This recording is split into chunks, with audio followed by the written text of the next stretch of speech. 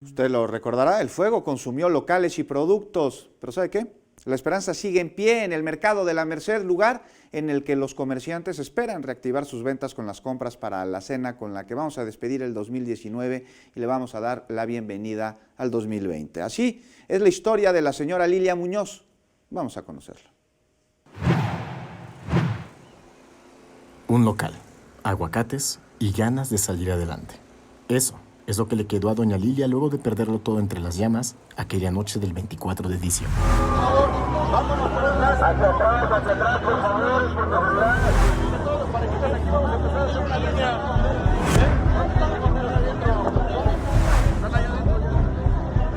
Aquí crecí, tengo 62 años aquí en el mercado. Aquí ha sido mi vida. Mis padres vendían en el mercado, en la Merced Vieja, que era antes. Cuando hicieron el mercado, entré yo aquí con mi papá, tenía yo 13 años. No puedo creer que antes el mercado se veía muy bonito, con alegría, con tantas piñatas de colores, y nosotros muy alegres que éramos los vendedores. Y ahora se ve muy negro por fuera el mercado, pero adentro está alegre porque todavía estamos aquí nosotros. No podemos dejar donde hemos vivido siempre, desde que nos hemos mantenido.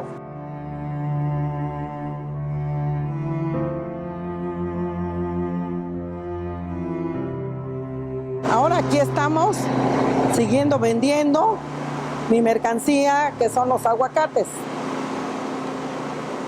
¿A dónde nos vamos? No tenemos otro lado a dónde ir más que aquí. Aquí esperamos la gente que quiera venir a comprar, aquí estamos todavía. Nosotros somos como una fruta, se pudre y el mercado se quemó, pero nosotros aquí estamos como la fruta verde, esperándolos a ustedes. Aquí hay por dentro la alegría, ¿eh?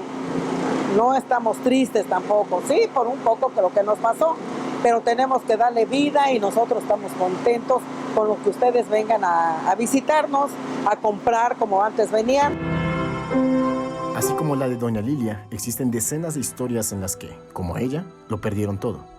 Hoy, estas son las voces que viven e invitan a todos a seguir visitando el mercado de la Merced, pues, aseguran, sigue vivo, gracias al esfuerzo de su gente.